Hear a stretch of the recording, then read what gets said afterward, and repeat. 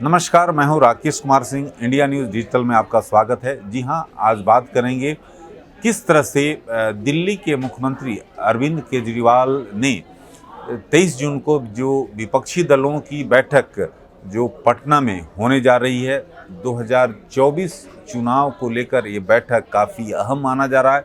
लेकिन उससे पहले दिल्ली के मुख्यमंत्री अरविंद केजरीवाल ने सभी विपक्षी दलों को एक पत्र लिखा है, जिसमें उन्होंने कहा है कि जो केंद्र का अध्यादेश है उसका जो है उसको पर चर्चा होनी चाहिए और वो एक अहम हिस्सा है।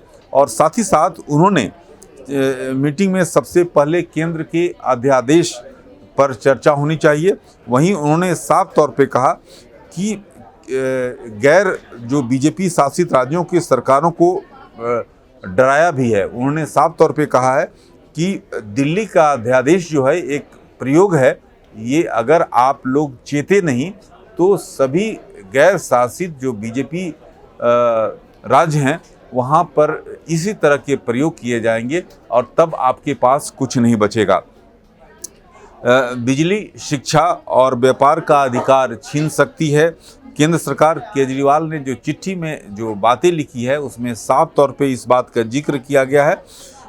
उसमें ये इस बात का भी जिक्र किया गया है कि जो अध्यादेश है वो एक प्रयोग किया गया है दिल्ली में, लेकिन अन्य राज्यों में खासतौर पे जहां बीजेपी शासन में नहीं है वहां पर जो राज्यपाल के जरिए बीजेपी जो है अपनी मनमानी करेगी, अपनी सत्ता चलाएगी। ऐसे में आपको सतर्क रहना होगा और पहले जो है आप जो पटना में जो बैठक है उसमें अध्यादेश पर चर्चा होनी चाहिए और उस चर्चा को अंतिम रूप दिया जाए कि आखिरकार किस तरह से इसको विरोध करना है।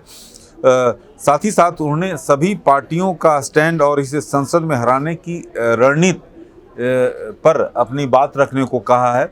और उसमें सबकी निगाहें इस बात को टिकी हुई हैं कि आखिरकार 2024 लोकसभा चुनाव होने हैं, उसको लेकर विपक्ष की रणनीति को वहाँ पर अंतिम रूप दिया जाना था।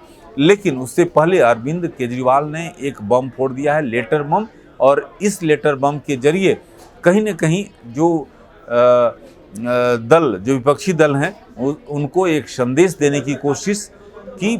अध्यादेश के जरिए जहां दिल्ली में एक जो माहौल बनाया गया है, और तो ऐसी स्थिति में अगर सतर्क नहीं रहे तो आने वाले समय जो है गैर बीजेपी शासित राज्यों के मुख्यमंत्रियों के लिए मुश्किलात का सामना करना पड़ सकता है।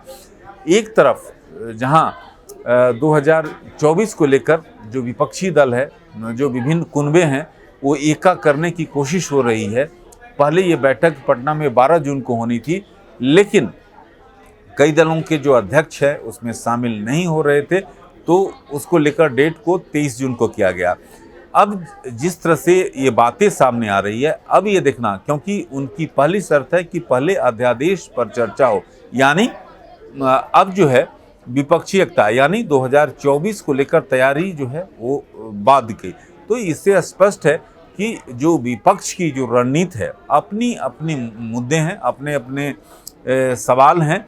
ऐसे में 2024 का चुनाव आखिरकार किस तरह से लड़ा जाएगा, ये देखने वाली बात होगी।